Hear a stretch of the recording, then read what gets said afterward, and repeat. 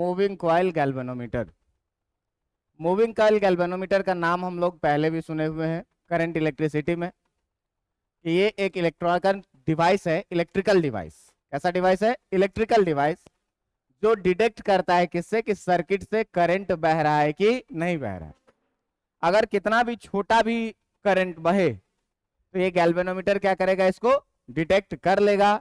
और इसी डिवाइस का नाम हम लोग क्या देंगे, मूविंग कॉइल गैल्वेनोमीटर। तो इस मूविंग कॉइल गैल्वेनोमीटर के बारे में सबसे पहला लाइन क्या है, कि ये जो है it is an electrical device है। कैसा डिवाइस है?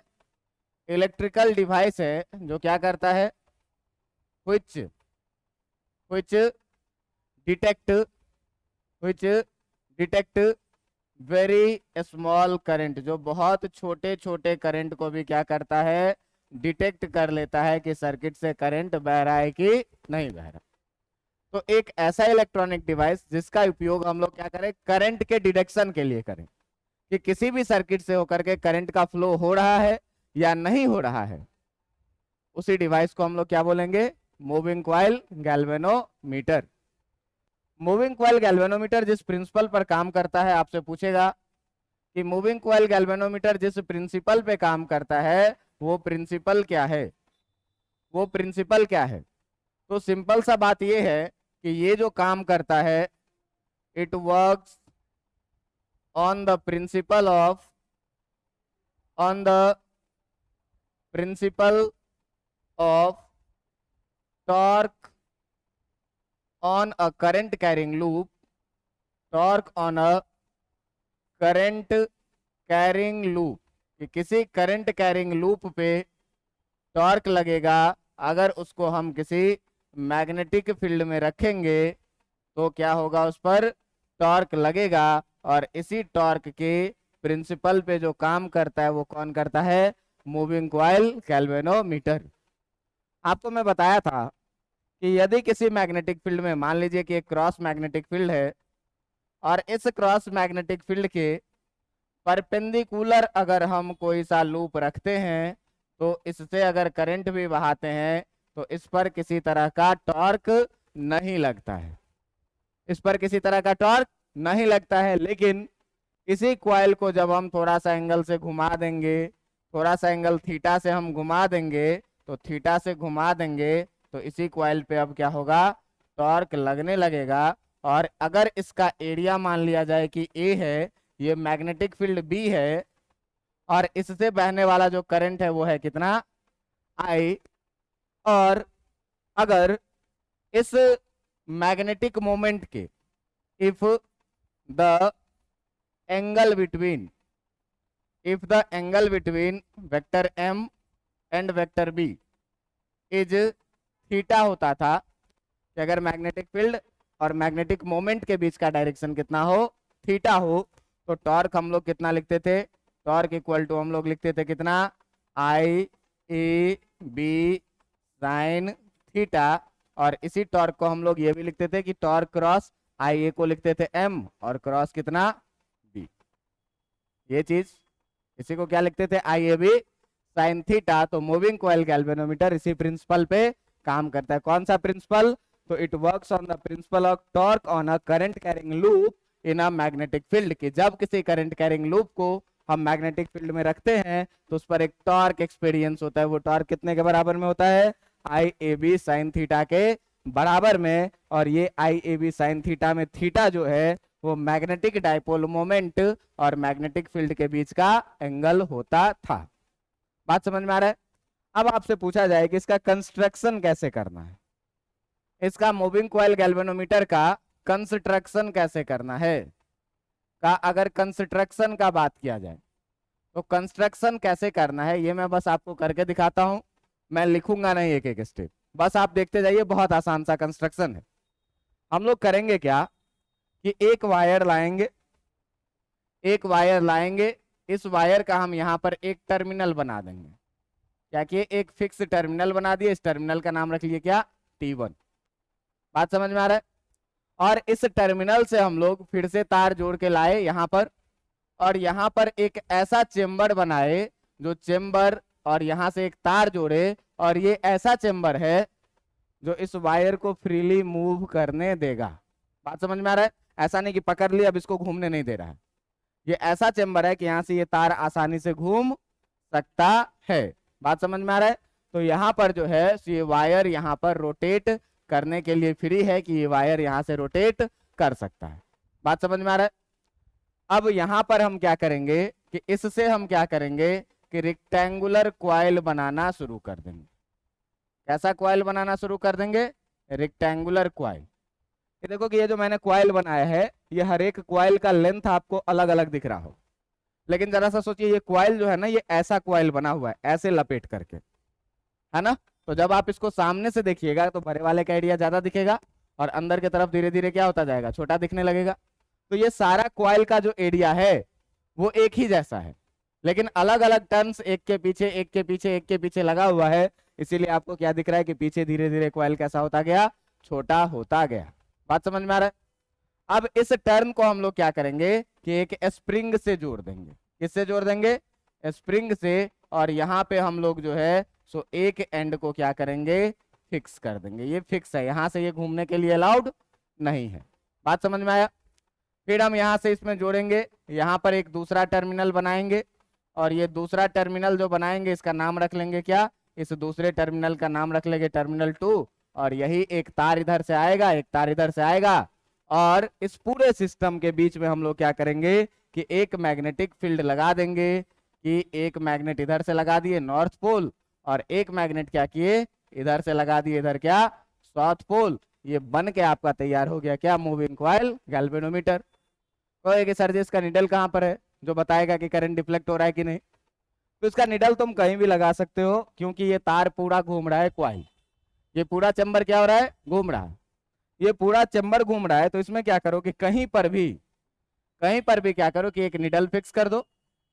कर दिए निडल फिक्स। अब ये चैम्बर घूमेगा तो निडल को साथ में लेके घूमेगा और साथ में लेके घूमेगा तो इसी के साथ आप क्या करिए एक रीडिंग स्केल फिक्स कर दीजिए, यहाँ पर 0 और इधर कुछ रीडिंग और इधर भी कुछ रीडिंग। ये बन के तैयार हो गया कि आपका मूविंग कॉइल गैल्वेनोमीटर। अभी इससे कोई करंट बह नहीं रही है, अभी इससे कोई करंट बह नहीं रही है। आप मान लीजिए ये कि जब हम इससे अगर आई करंट बहा देंगे, आई करंट अगर हम इससे फ्लो करवाएंगे तो ये करंट ऐसे आएगा, इस चैम्बर में घूमेगा कि नहीं घूमेगा, इसमें घूमेगा, इस लूप में घूमेगा। लूप में घूमेगा तो ये बताइए नॉर्थ से साउथ की तरफ मैग्नेटिक फील्ड भी होगा कि नहीं होगा, मैग्नेटिक फील्ड होगा। मैग्नेटिक फील्ड में जब भी करंट कैरिंग लूप आएगा तो टॉर्क एक्सपीरियंस करेगा कि नहीं आएगा, करेगा। टॉर्क एक्सपीरियंस करेगा तो ये घूमेगा, घूमेगा तो ये निडल को भी लेकर के घुमाएगा और जब निडल को लेकर के घुमाएगा तो करंट बहेगा तो ये डिफ्लेक्शन शो करेगा। अगर हम करंट के डायरेक्शन को बहा देंगे, पलट दिए करंट के डायरेक्शन को, ये इधर से आ रहा है करंट, हम इधर से उल्टा डाल दिए करें तो टॉर्क अपोजिट डायरेक्शन में एक्सपीरियंस करेगा। और अगर पहले ऐसे घूम रहा था तो ये अब कैसे घूमेगा, उल्टा डायरेक्शन में। बात समझ में आ रहा है? तो गैल्वेनोमीटर हम लोग पहले भी क्या पढ़े थे कि जब करंट नहीं बह रहा है तो 0 पे डिफ्लेक्शन है। अगर करंट मान लो कि डाले और डिफ्लेक्शन ऐसे हुआ तो करंट के डायरेक्शन को पलटेंगे तो डिफ्लेक्शन किधर होगा, अपोजिट डायरेक्शन में होगा। तो यहाँ करंट का डायरेक्शन बदलने से टॉर्क का भी डायरेक्शन क्या हो जा रहा है, बदल जा रहा है। और टॉर्क का डायरेक्शन जब बदलेगा भाई तो डिफ्लेक्शन का डायरेक्शन भी क्या होगा, बदलेगा। अब आते हैं हम लोग कैलकुलेशन के तरफ, हम लोग आते हैं किधर, कैलकुलेशन के तरफ। और मान लेते हैं क्या, मान लेते हैं क्या कि let there is n turns in coil, कि इस क्वाइल में कितने फेरे लगे हुए हैं, n टर्न्स लगे। ठीक है। अगर हम लोग बात करें टॉर्क ऑन वन क्वाइल का, तो टॉर्क ऑन वन क्वाइल का बात करेंगे तो टॉर्क इक्वल टू जो आता था वो कितना आता था, I/A/B sin थीटा के बराबर में, है ना। तो अगर हम लोग बात करें किस चीज का, torque on n such coil, कि वैसे ही अगर n क्वाइल का बात करें तो एक क्वाइल पे टॉर्क लग रहा है टॉर्क, ठीक ना। तो 2 पे कितना लगेगा, 2 टाइम्स, 3 पे कितना लगेगा, 3 टाइम्स। तो n टर्न्स है तो n टर्न्स पे कितना टॉर्क लगेगा, n टाइम्स टॉर्क लगेगा। तो ये जो टॉर्क नेट हो जाएगा या टॉर्क मैग्नेटिक का बात हम लोग करें तो ये टॉर्क मैग्नेटिक कितना हो जाएगा, NIAB साइन थीटा के बराबर में। बात समझ में आ रहा है? अब ध्यान देना कि जैसे जैसे इस कॉइल को घुमाएंगे मैग्नेटिक फील्ड के बीच का एंगल और डाइपोल मोमेंट के बीच का एंगल भी क्या होगा, घूमेगा। तो डाइपोल मोमेंट कॉइल के ऑलवेज परपेंडिकुलर होता था, या तो अंदर या तो बाहर। आप देखो कि जैसे जैसे ये घूमेगा तो डाइपोल मोमेंट भी तो साथ में क्या होगा, घूमेगा। मैग्नेटिक फील्ड का डायरेक्शन फिक्स है और ये घूमेगा तो थीटा लगातार बदल रही है कि नहीं बदल रही है, बदल रही है। ये अच्छा नहीं लग रहा है कि थीटा बदल रहा है। सर कुछ ऐसा जुगाड़ करें ये थीटा का बदलना क्या हो जाए, बंद हो जाए। ठीक ना, कुछ ऐसा जुगाड़ करें कि थीटा क्या करें, बदलना बंद हो जाए और टॉर्क का वैल्यू क्या हो जाए, कांस्टेंट हो जाए। बात समझ में आ रहा है? तो यहां पर जो है सो थीटा चेंज करेगा और थीटा चेंज करने के साथ साथ जो है सो टॉर्क का वैल्यू भी क्या होगा, थीटा चेंज करने के साथ साथ टॉर्क का वैल्यू भी क्या होगा, चेंज होगा। ठीक ना। और इस कहानी को प्रिवेंट करने के लिए, टू प्रिवेंट दिस, इस घटना से बचने के लिए हम लोग कुछ उपाय लगाने जा रहे हैं कि जो कॉइल पहले हम खाली ऐसे ही लपेट दे रहे थे, इस कॉइल को अब क्या करें, तो सिलिंड्रिकल सॉफ्ट आयरन कोर पे लपेटें। बात समझ में आ रहा है? इस कॉइल को क्या करें, turns tightly over the soft iron cylindrical core. अब कहोगे कि क्यों ऐसा करें, तो देखो अगर ऐसे है तो कुछ फील्ड लाइंस बाहर से भी जा सकते हैं, लेकिन जो सॉफ्ट आयरन होता है वो फेरोमैग्नेटिक सब्सटेंस है और फेरोमैग्नेटिक सब्सटेंस मैग्नेट का बहुत अच्छा दोस्त होता है। एक मैग्नेट का मैग्नेट जितना बड़ा दोस्त नहीं है उतना बड़ा दोस्त एक मैग्नेट का आयरन है। ओके, कैसे? तो मैग्नेट और मैग्नेट में अट्रैक्शन तभी होता है जब अपोजिट पोल रहे। अगर सेम पोल रह जाए तो रिपल्सन, दुश्मनी। लेकिन आयरन का टुकड़ा लो, सॉफ्ट आयरन का कील ले लो अपने हाथ में, साउथ पोल के पास ले जाओगे तो भी चिपकेगा, नॉर्थ पोल के पास ले जाओगे तो भी चिपकेगा। मतलब फेरोमैग्नेटिक सब्सटेंस जो है, आयरन जो है, वो चुंबक का चुंबक से अच्छा दोस्त है। मतलब ये अपने से होकर के हर मैग्नेटिक फील्ड को फ्लो करने से क्या करता है, अलाउ करता है। फ्लो करने के लिए क्या करता है, अलाउ करता है। तो अगर कोई चुंबक बाहर से भी बगल से गुजर रहा है तो कील कहेगा बे किधर जा रहा है, इधर आ, दोस्ती है ना, क्या कहेगा, इधर आओ। तो जो फेरोमैग्नेटिक सब्सटेंस हम लोग सॉफ्ट आयरन को डाल देंगे, तो मान लो कि अगर कोई मैग्नेटिक फील्ड बाहर से भी जाने का कोशिश किया तो ये फेरोमैग्नेटिक सब्सटेंस क्या करेगा, इसको अलाउ कर देगा कि भाई साहब आप बाहर से मत जाइए, आप मेरे से हो करके गुजरिए। बात समझ में आ रहा है? तो इस चीज के प्रिवेंशन के लिए हम लोग क्या करें, इस चीज के प्रिवेंशन के लिए हम लोग क्या करें, इस चीज के प्रिवेंशन के लिए हम लोग क्या करें कि turns the coil over a soft iron core, कि सॉफ्ट आयरन कोर पे हम क्या करें, कॉइल को लपेटे। और ये सॉफ्ट आयरन कोर जो होना चाहिए, वो सॉफ्ट आयरन कोर जो होना चाहिए वो कैसा होना चाहिए, टर्न्स ओवर अ सिलिंड्रिकल। बात करें कैसा, सिलिंड्रिकल सॉफ्ट आयरन कोर पे क्या करें, इसको सॉफ्ट आयरन कोर पे हम लोग क्या करें, इस कॉइल को लपेट दें। सॉफ्ट आयरन कोर पे लपेटने का एक फायदा हुआ क्या, कि अगर कोई मैग्नेटिक फील्ड बाहर जा रहा होगा तो उसको भी ये क्या करेगा, रोकेगा कि भाई बाहर मत जाओ, अपने से होकर के जाओ, हम तुम्हारे अपने हैं, बाहर कहां जा रहे हो। बात समझ में आ रहा है? अब देखिए कि जो दूसरी बात है, वो दूसरी बात है कि जिस अगल बगल में हम लोग जो मैग्नेट का यूज किए, ये मैग्नेट भी थोड़ा सिलिंड्रिकल टाइप का नहीं तुमको दिख रहा है। मैग्नेट तो एक्चुअली में एकदम प्लेन होता है ना, मैग्नेट तो प्लेन होता है, लेकिन हम क्या करेंगे यहाँ पर सिलिंड्रिकल मैग्नेट का भी यूज करेंगे। कैसा यूज करेंगे, सिलिंड्रिकल मैग्नेट का। और दूसरी बात हम लोग क्या करेंगे कि यूज कैसा करेंगे, सिलिंड्रिकल यूज करेंगे, यूज सिलिंड्रिकल NS पोल, कि जो हम लोग NS पोल का यूज कर रहे हैं वो भी कैसा यूज करें, सिलिंड्रिकल यूज करें। अब ध्यान देना कि अगर NS पोल अपना सिलिंड्रिकल होगा तो NS पोल कैसा, कुछ ऐसा, ये मान लो नॉर्थ पोल, और इधर अगर हम लोग सिलिंड्रिकल ही साउथ पोल का यूज करें तो ये भी कैसा होगा, कुछ ऐसा, इसको मान लो क्या, साउथ पोल। आपको पता है कि किसी भी मैग्नेट में अगर ये है नॉर्थ पोल और ये है साउथ पोल, तो नॉर्थ पोल से मैग्नेटिक फील्ड लाइंस निकलेगी और साउथ पोल में जाकर के, लेकिन सरफेस से ये जब निकल रहा है तो परपेंडिकुलरली निकल रहा है, और सरफेस में ये जब मिल भी रहा है तो कैसा मिल रहा है, परपेंडिकुलरली। अब इसको कर्व करने का फायदा ये हुआ कि अगर नॉर्थ पोल से कोई मैग्नेटिक फील्ड निकलेगा तो सरफेस के परपेंडिकुलर निकलेगा और सरफेस के परपेंडिकुलर जाकर के मिलेगा। इस हिसाब से अगर ये सर्कुलर रिंग बन रहा है बीच में, तो सारे मैग्नेटिक फील्ड कैसे दिखेंगे, रेडियल दिखेंगे, रेडियस के जैसे दिखेंगे। बात समझ में आ रहा है, कैसा दिखेगा, रेडियल दिखेगा। ये मैग्नेटिक फील्ड इसमें कहां से दिखेगा, ये मैग्नेटिक फील्ड ऐसे कुछ जाएगा, यहां से कोई एक मैग्नेटिक फील्ड कैसे जाएगा, ऐसे कुछ जाएगा। इस हिसाब से सारा का सारा क्या, रेडियल। अब मैग्नेटिक फील्ड हो गया रेडियल, और हम इसमें जो क्वाइल पुट कर रहे हैं, ध्यान देना, जो क्वाइल पुट कर रहे हैं वो हम सिलिंड्रिकल कोर लिए हैं। ध्यान देना, कैसा, सिलिंड्रिकल कोर। ये है सिलिंड्रिकल कोर, ठीक ना, ये डंडा, ये क्या है, सिलिंड्रिकल आयरन कोर है। अब इस पे हम क्या किए, ऐसे ऐसे क्वाइल लपेटे हैं, तो हर फेरा कैसा होगा, रेक्टेंगुलर तो होगा, हर फेरा कैसा होगा, रेक्टेंगुलर होगा, ऐसे लपटेंगे तार तो। और इस सिलेंडर को क्या करो, इसके बीच में डाल दो, इस कोर को क्या करेंगे, इसके बीच में डाल देंगे।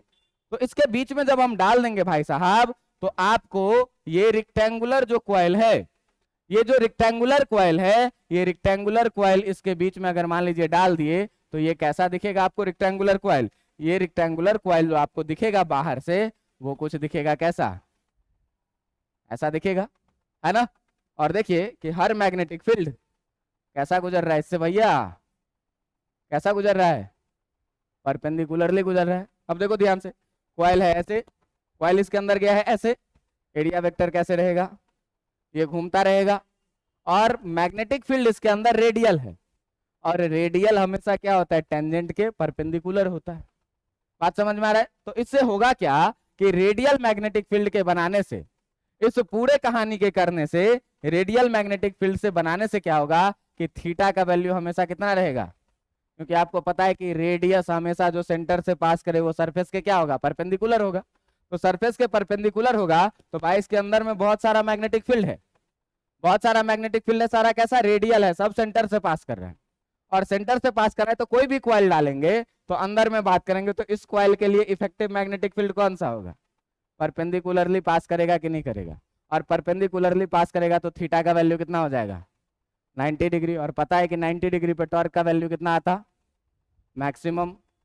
90 डिग्री पे टॉर्क का वैल्यू कितना आता, मैक्सिमम। अब इस केस में जो टॉर नेट तुम्हारा हो जाएगा, जो पहले था NIAB साइन थीटा, वो कितना हो जाएगा, साइन 90 डिग्री, और टॉर नेट का जो वैल्यू आ जाएगा वो कितना आ जाएगा, NIAB के बराबर में।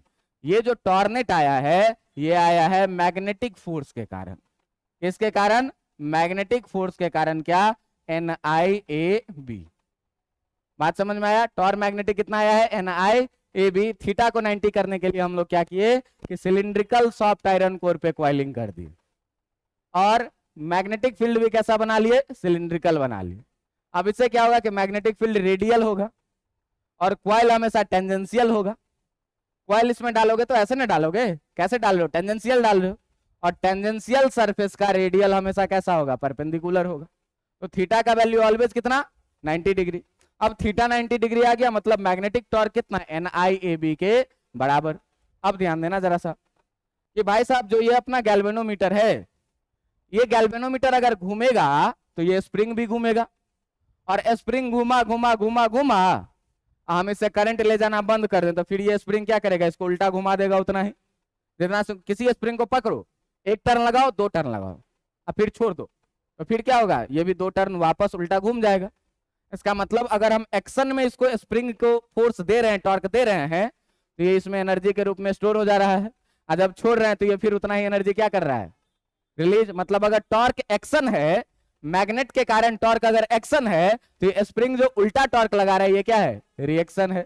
मतलब दोनों टॉर्क कैसा होगा, बराबर होगा। क्यों, इसको 2 बार घुमा दो, 3 बार घुमा दो, 4 बार घुमा दो, 5 बार घुमा दो, जैसे ही छोड़ोगे ये फिर से क्या होगा, 5 बार उल्टा घूम जाएगा। बात समझ में आ रहा है।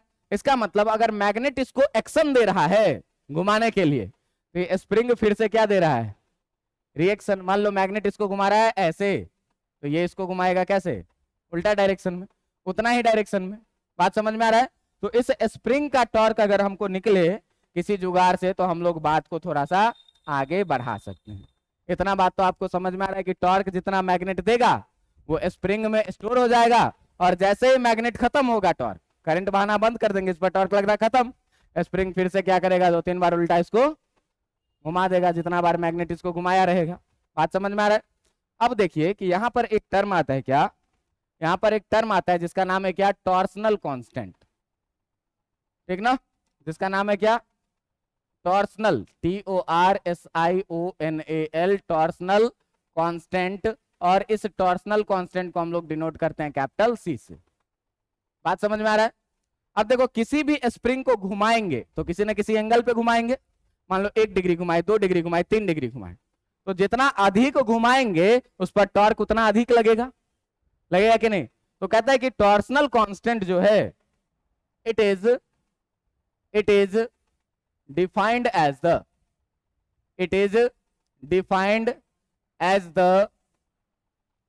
The torque on a spring. It is defined as the torque on a spring by rotating it by 1 degree. कि यदि किसी स्प्रिंग को हम 1 डिग्री एंगल से घुमाएं, 1 डिग्री एंगल से हम घुमाएं थोड़ा सा, तो उस पर कुछ ना कुछ टॉर्क लगेगा। तो कहता है अगर 1 डिग्री से घुमाने में जितना टॉर्क लग रहा है, इसी टॉर्क को हम क्या बोलेंगे, टॉर्सनल कांस्टेंट। तो मान लो कि भाई 1 डिग्री से बाय रोटेटिंग 1 डिग्री जो टॉर्क है वो टॉर्क कितना है, torque is torsional constant C के बराबर में। 1 डिग्री घुमाएंगे तो टॉर्क कितना लगेगा, C के बराबर में। तो ये बताओ कि अगर हम 2 डिग्री घुमाएंगे तो कितना लगेगा, अगर 3 डिग्री घुमाएंगे तो कितना लगेगा, अगर 4 डिग्री घुमाएंगे तो कितना लगेगा। अब मान लो कि हम करंट I बहाए गैल्वेनोमीटर से, और गैल्वेनोमीटर का सुई जो है वो अल्फा एंगल से डिफ्लेक्ट कर दिया। मान लेते हैं क्या कि हम करंट कोई बहाए, करंट बहाएंगे तो गैल्वेनोमीटर का नीडल क्या करेगा, डिफ्लेक्ट करेगा। तो मान लेते हैं कि कितना एंगल से डिफ्लेक्ट किया, अल्फा एंगल से डिफ्लेक्ट किया, ठीक है। तो मान लेते हैं क्या कि let the deflection in galvanometer is alpha by current I। कि अगर हम गैल्वेनोमीटर में करंट I डाले तो इसमें डिफ्लेक्शन कितने का हो गया, अल्फा का होगा। बात समझ में आ रहा है। तो ये बताओ कि total torque stored in spring जो होगा, जो टॉर्क स्प्रिंग हो जाएगा, वो स्प्रिंग के बारे में क्या कह रहा है भाई कि 1 डिग्री से घुमा रहे हैं तो C, 2 डिग्री से घुमा रहे हैं तो, 3 डिग्री से घुमा रहे हैं तो अल्फा एंगल से घुमा देंगे तो अल्फा C हो जाएगा कि नहीं।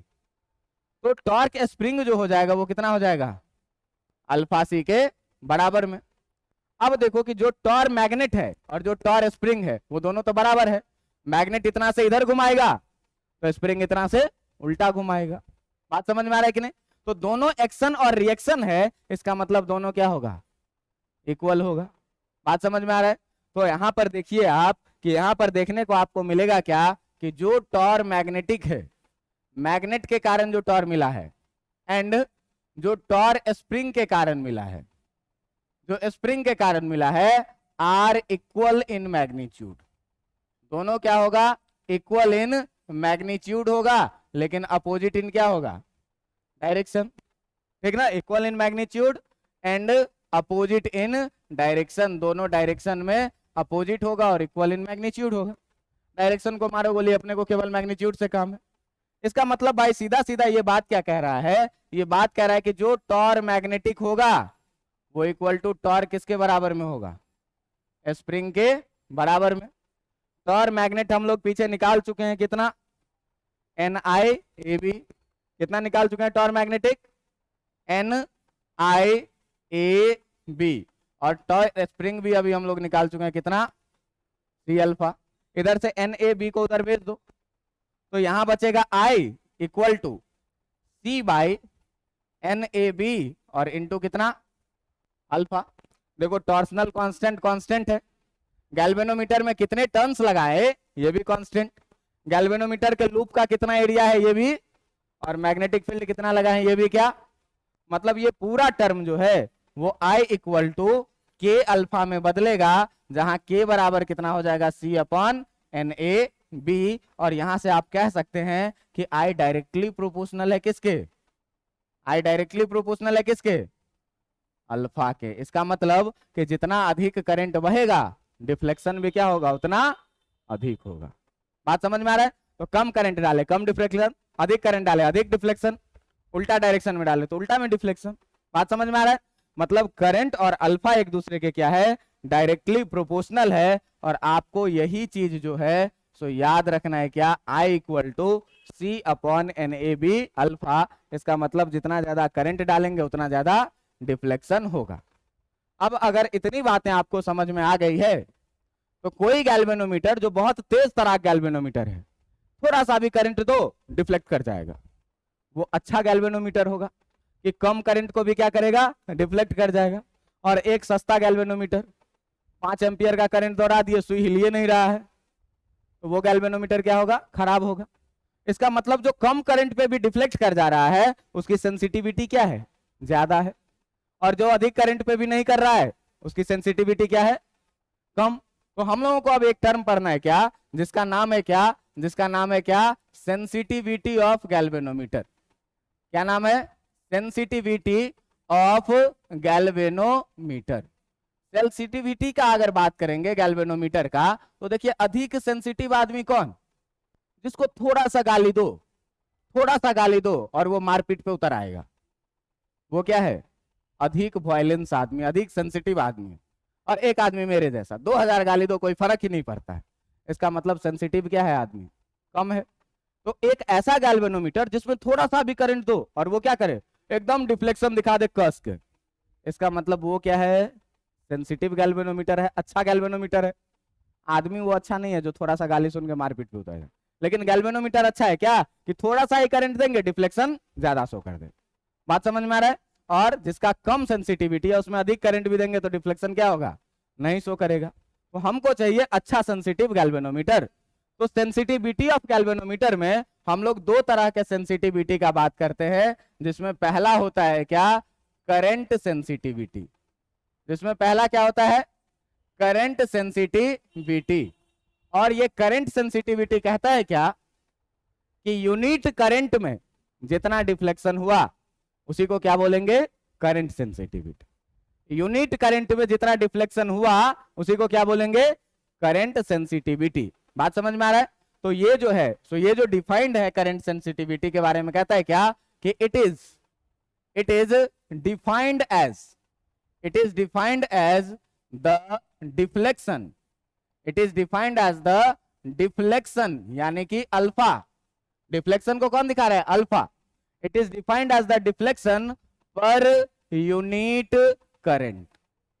पर यूनिट करंट में जितना डिफ्लेक्शन अल्फा हो रहा है उसी को क्या बोलेंगे दोस्त, उसी को बोलेंगे क्या, करंट सेंसिटिविटी। तो यहां आई करंट पर जो डिफ्लेक्शन हो रहा है कितना, तो एक करंट पर कितना होगा, तो अगर अल्फा बाय आई निकाल ले तो यही जो हो जाएगा क्या हो जाएगा, यही जो हो जाएगा ये क्या हो जाएगा, करंट सेंसिटिविटी हो जाएगा कि नहीं, यही हो जाएगा क्या, करंट सेंसिटिविटी। कितना, अल्फा बाय आई। अगर हमको करंट सेंसिटिविटी लिखना है तो यही करंट सेंसिटिविटी जो हो जाएगा, जो करंट सेंसिटिविटी हो जाएगा आपका, ये करंट सेंसिटिविटी कितने के बराबर में हो जाएगा, करंट सेंसिटिविटी हो जाएगा किसके बराबर में, अल्फा बाय आई के बराबर में। अब सर ये निकालें कैसे, तो निकाले कैसे, तो पीछे देखो, I equal to C upon N A B alpha निकाले हुए हो, कितना निकाले हुए हो, आई इक्वल टू कितना निकाले हो, C upon N A B alpha.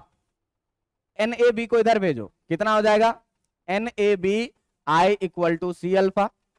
C को इधर भेजो, आई को इधर भेजो, तो N A B upon C equal to कितना हो जाएगा, अल्फा बाय, यही अल्फा बाय निकालना था। तो अल्फा बाय आई का जो वैल्यू होगा वो कितना हो जाएगा, एन ए बी अपॉन सी। बात समझ में आ रहा है? ये क्या हो गया आपका करंट सेंसिटिविटी का फॉर्मूला। अब आपसे सवाल ये पूछ देगा कि भैया अगर बढ़िया गैल्वेनोमीटर बनाना है तो अधिक सेंसिटिव गैल्वेनोमीटर बनाना पड़ेगा। तो बताइए कि आप कैसे कैसे गैल्वेनोमीटर बनाएंगे कि आपका गैल्वेनोमीटर अधिक सेंसिटिव हो। अब ध्यान देना कि एक नंबर ऑफ टर्न्स अगर हम बढ़ा देंगे तो सेंसिटिविटी भी क्या होगा, दूसरा लूप का एरिया अगर हम बढ़ा देंगे तो सेंसिटिविटी क्या होगा, तीसरा अगर मैग्नेटिक फील्ड बढ़ा देंगे तो भी सेंसिटिविटी क्या होगा, और चौथा अगर टॉर्सनल कांस्टेंट घटा देंगे। टॉर्सनल कांस्टेंट का प्रैक्टिकल मीनिंग क्या है, देखो कि एक स्प्रिंग ट्रेन वाला है, स्प्रिंग उसको घुमाने में इनफाइनाइट फोर्स लगेगा तुमको, और एक स्प्रिंग अपने स्पाइरल वाले कॉपी का स्प्रिंग पकड़ो, थोड़ा सा फोर्स लगाओ, चढ़ दो, 4 बार घूम जाएगा। बात समझ में आ रहा है? इसका मतलब उसका स्प्रिंग का, ट्रेन वाले स्प्रिंग का टॉर्सनल कांस्टेंट बहुत ज्यादा है, और प्लास्टिक वाले से स्प्रिंग का टॉर्सनल कांस्टेंट क्या है, बहुत। तो प्लास्टिक का तो खैर हम लोग यूज नहीं कर सकते हैं क्योंकि करंट भी तो बहना चाहिए ना उससे होकर के, प्लास्टिक लगा देंगे तो करंट कहां बहेगा। तो हम हल्का मटेरियल का, पेन वाला जो स्प्रिंग होता है, पतला सा स्प्रिंग, कोई भी हल्का स्प्रिंग का यूज करेंगे तो सेंसिटिविटी क्या मिलेगा, ज्यादा मिलेगा।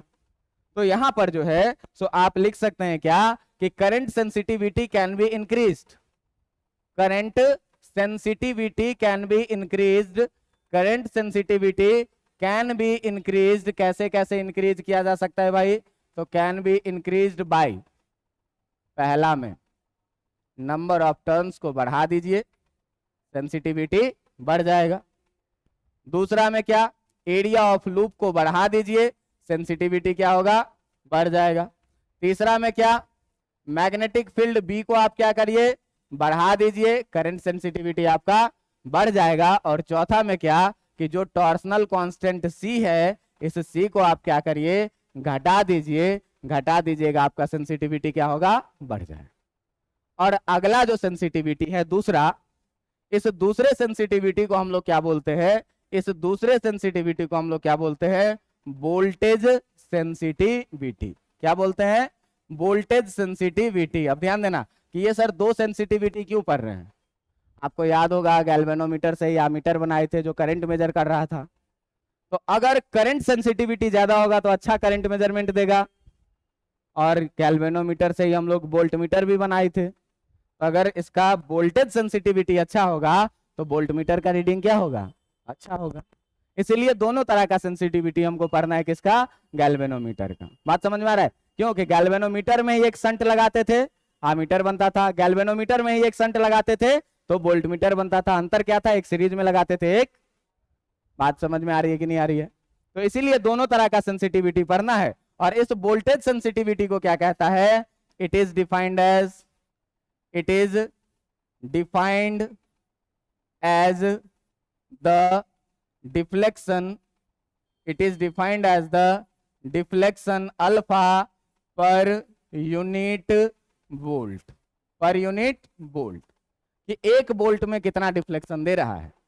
तो मान लो कि V वोल्ट अप्लाई किए तो डिफ्लेक्शन दिया कितना, तो एक में अप्लाई करेंगे तो कितना देगा, अल्फा बाय, और इसी अल्फा बाय बी को हम लोग क्या बोलेंगे, इसी अल्फा बाय बी को हम लोग क्या बोलेंगे, वोल्टेज सेंसिटिविटी। क्या बोलेंगे इसी को, वोल्टेज सेंसिटिविटी, किसको, अल्फा बाय बी को।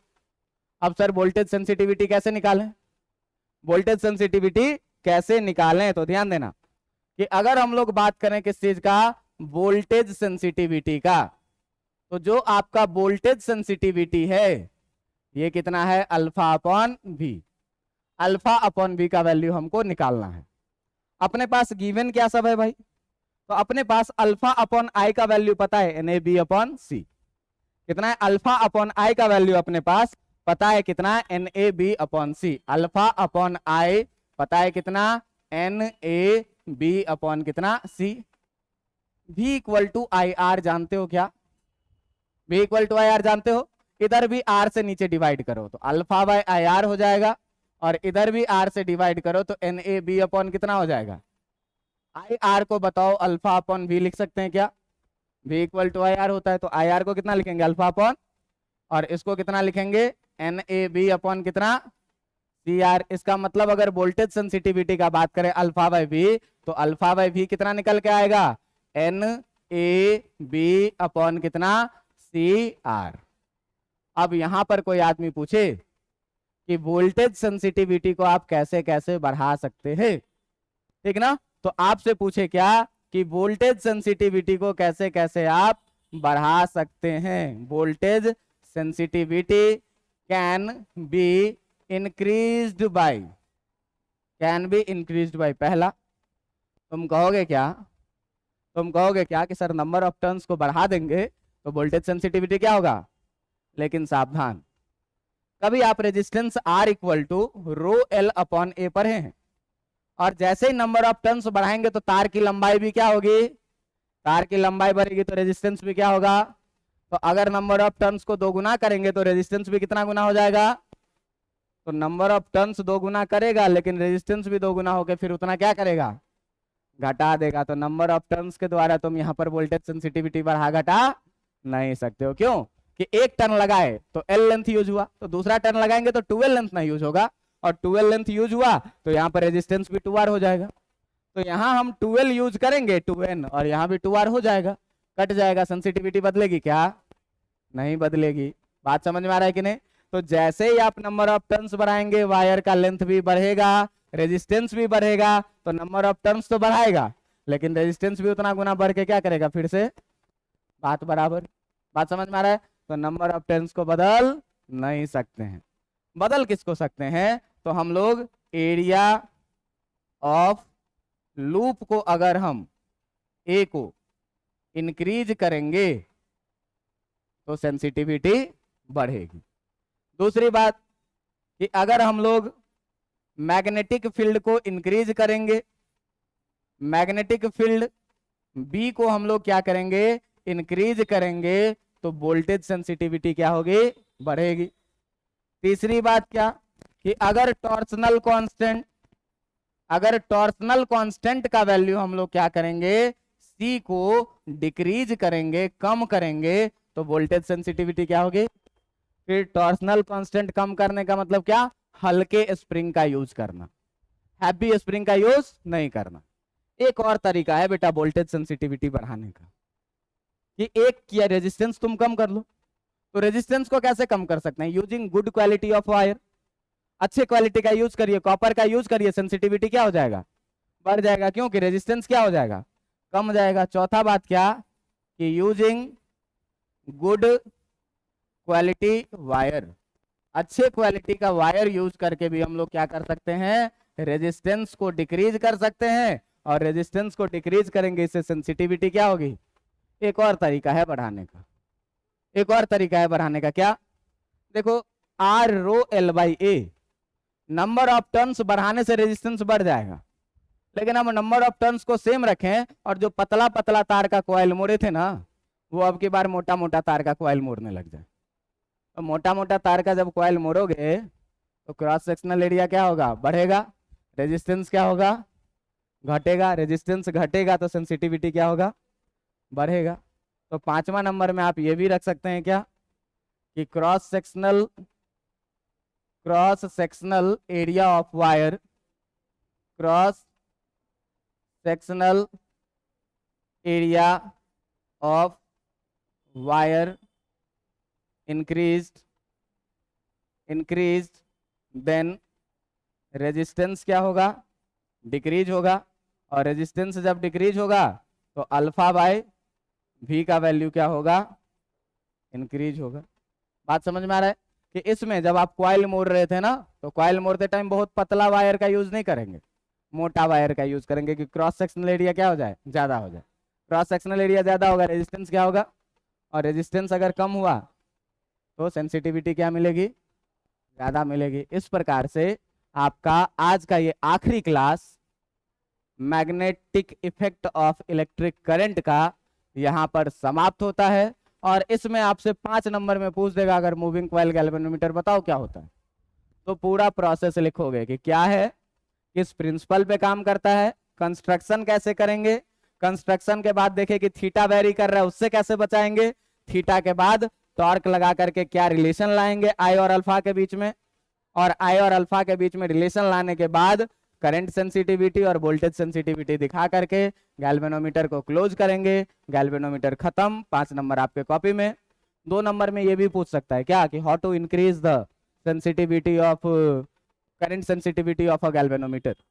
गैल्वेनोमीटर का करंट सेंसिटिविटी आप कैसे बढ़ाएंगे, ठीक ना। आप वोल्टेज सेंसिटिविटी कैसे बढ़ाएंगे, तो इन सारे चीजों में ध्यान रखना। नंबर ऑफ टर्न्स वाला बात याद रखना है क्या, कि नंबर ऑफ टर्न्स बढ़ाने से वोल्टेज सेंसिटिविटी बढ़ता नहीं है, क्यों कि रेजिस्टेंस भी क्या होता है, बढ़ जाता है। बात समझ में आया। तो यहाँ पर गैल्वेनोमीटर को करते हैं क्लोज। अगले दिन से शुरू करेंगे अगला चैप्टर, मैग्नेटिज्म एंड मैटर।